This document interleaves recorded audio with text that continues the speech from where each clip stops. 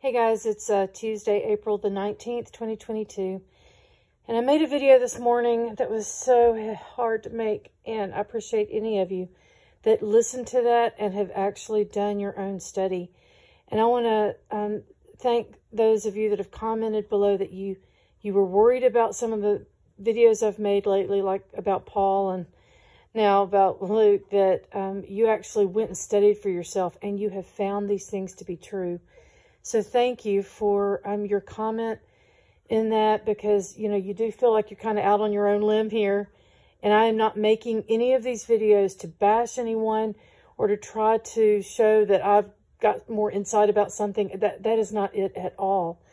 I am merely making these videos to be obedient to what the Father is just dropping in my spirit and in my lap. It's just all coming together. And so, look, I'm just going to do I'm going to try to make this a quick video.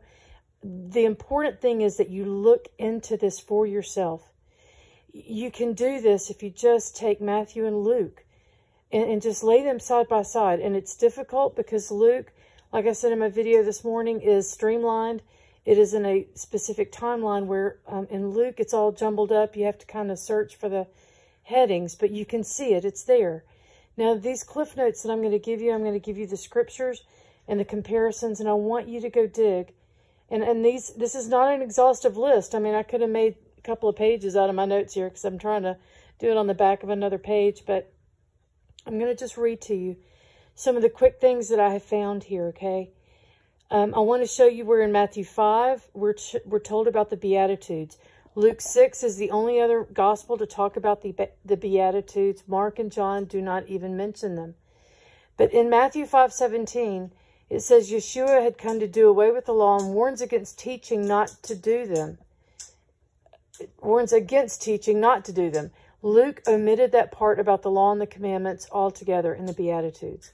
In fact, the book of Luke makes no mention of keeping the commandments at all. Anytime Yeshua mentions that, you can go find the same story in Luke, and it's dropped out. Luke also leaves out the test of the false prophets from Matthew 7:15 through 23. That's also part of the Beatitudes. Luke totally omits that. Luke leaves out Yeshua's teaching that we will know them by their fruit. I found that interesting. Luke puts a lot of emphasis on Mary and the birth of Yeshua story, and then Matthew talks about touches briefly on Mary, but only to show how prophecy was fulfilled by her. And just a quick side note, my daughter-in-law has a client that wants her to take him to Mass at a Catholic church often, and she'd never been in a Catholic church before, and she was astounded at how much they put the emphasis on Luke. And one thing that she found that was most telling, when I was sharing with her my concern about what I was finding, she stopped me and she said, wait, I've been looking into Luke already, because the Lord's Prayer that's mentioned in Luke 11:2 through 4, when you compare that to the Lord's Prayer in Matthew 6:9 through 15, it is not worded at all the same. There are some subtle differences, and when I say subtle, there's some words flipped around. There's some things that make you question, you know, the occult saying, as above, so below. Well, in Luke's Lord's Prayer, he twists the as in heaven, so in earth kind of thing. It's not enough to say, yeah, I got a problem, but it does raise my eyebrows a little bit. Also, he says, forgive us our sins, for we also forgive everyone that is indebted to us. Do we? Because we are supposed to, but Luke has changed that around to imply that it's a foregone conclusion, where we're told in Matthew 6:15 that we are to forgive others as we need the Father's forgiveness. And if we do not, we will not receive forgiveness.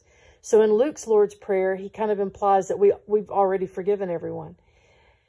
Okay. And y'all, I'm sorry, this is not a video I want to make, but I feel an urgency to get this information out there, and I don't know why that is, but I'm just going to give this to you. Just go dig for yourself, please. Pray and ask for the Father's discernment to see if what I'm showing you is accurate.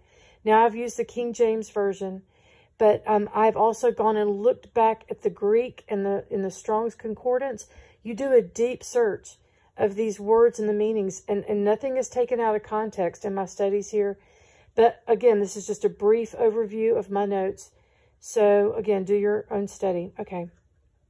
So, Luke 13:26 through 30 says, many come saying that they have eaten and drunk with Yeshua and heard him teach in their streets, and Yeshua will tell them to depart.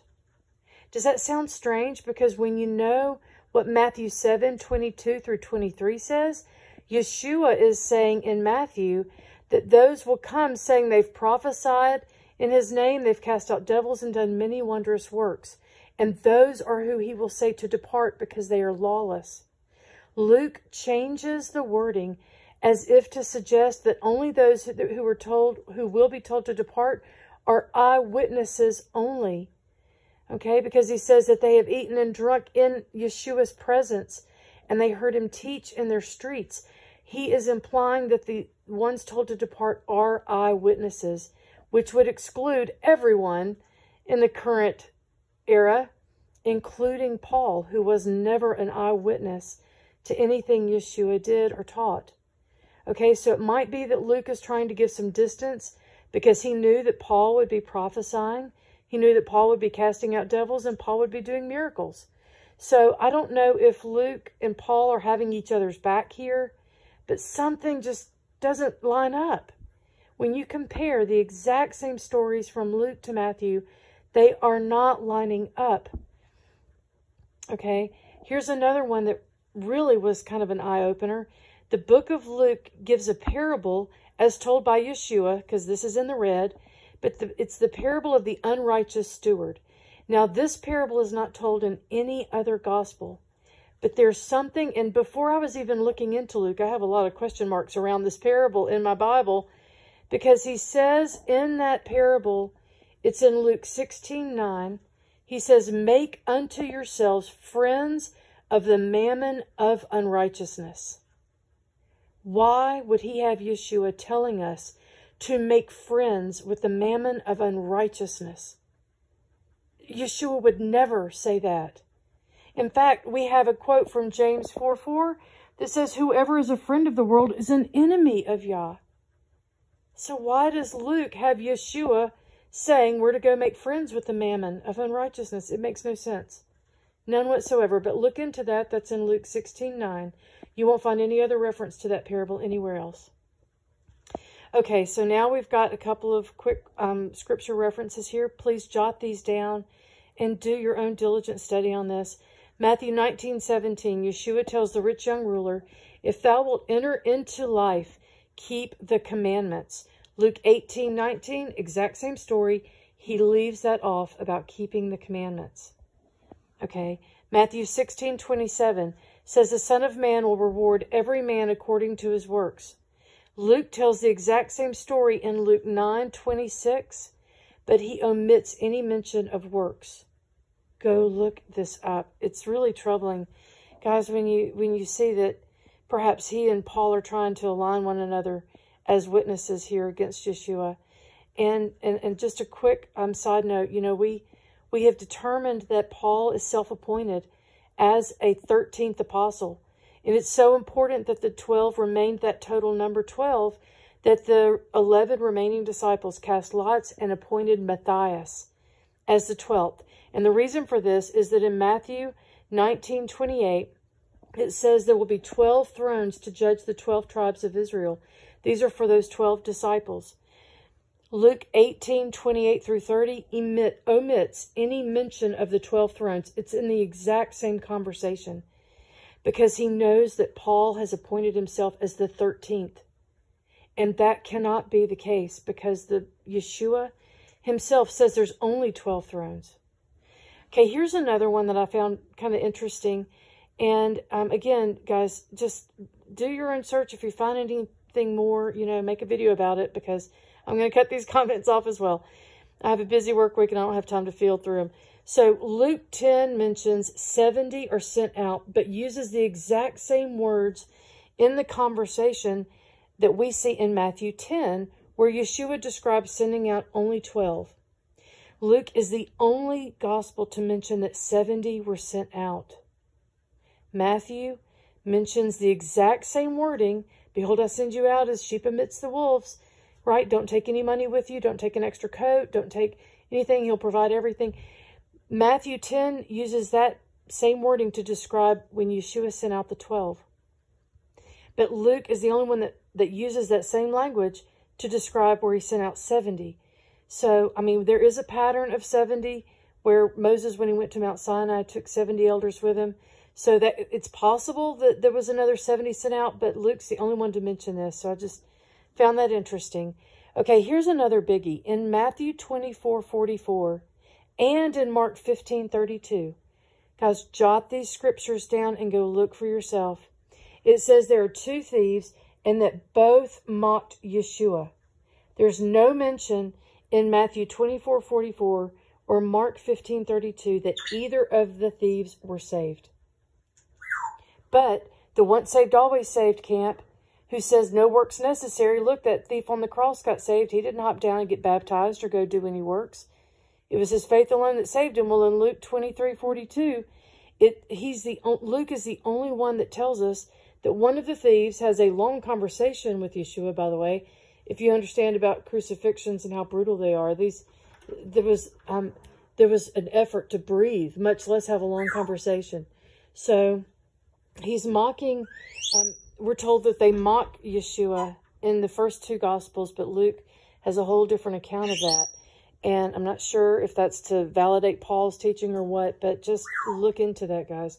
Sorry about the bird. My husband walked in and his bird's all excited. Okay, here's another big one for me. Matthew 18:18 and Matthew 16:19 both mention that the job of the disciples is binding and loosing. Okay, this is big. This is big. We have to bind and loose. The world is in the state it's in today because the churches have not been doing this, and the enemy has run amok. Okay, we have been commanded to bind and loose here. What's bound on earth is bound in heaven. What's loosed on earth is loosed in heaven. We need to be doing this, and we haven't been. And you wonder why? Because there are references in two Gospels, but in two mentions in Matthew. But in Luke, he omits both references. And you can find this. I've mentioned one reference, Luke 9:18 through 27, and I failed to mention the other one. But you can go look at both of those stories where the binding and loosing is mentioned, and it is omitted in Luke. Okay, Jebby, we hear you. Okay, a couple of more little things, and then I'm going to wrap up because the bird's about to go crazy here. Okay, so Matthew 10:22 and Matthew 24:13 both say, Yeshua says twice in Matthew, he that endures to the end shall be saved. Luke omits the reference in Matthew 10:22 from Matthew 10:22 in Luke 10. Sorry, my notes are all scribbled. And he rewords Matthew 24:13. So he's taking the exact same conversation in Matthew 10:22 in Luke 10 and omits that part about enduring to the end. He that endures to the end shall be saved.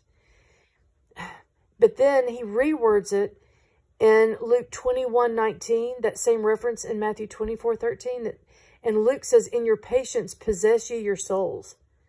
There's no mention to the end, and it could be that reference. I mean, patience means endurance. But again, guys, just pray for your own discernment. There's some confusion around that. It doesn't say it plainly, but there's enough to question. One last thing here. Matthew 28:19. We are told in the Great Commission, go, baptizing. Mark 16:16. We're told, baptize. He that believes and is baptized, right? But Luke 24:47 is Luke's rendition of the Great Commission, and he makes no mention of baptizing. Now, I wonder if that is because Paul says he wasn't called to baptize.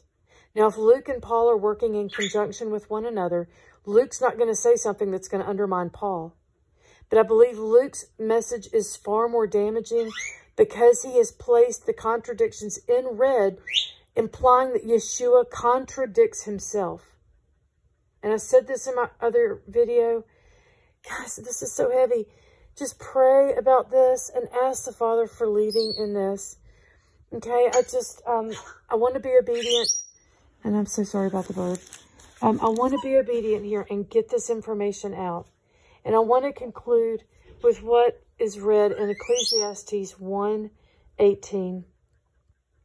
With whom much Well, let me paraphrase it because I don't have the Bible turned right there. With much wisdom comes much grief, and he that is increased in knowledge increases in sorrow. So, guys, this is heavy, and the Father is prompting me to get this out so that you can do your own diligent study in this. Please pray and ask for his wisdom and discernment on this and everything you hear. And you all be blessed. Have a great evening.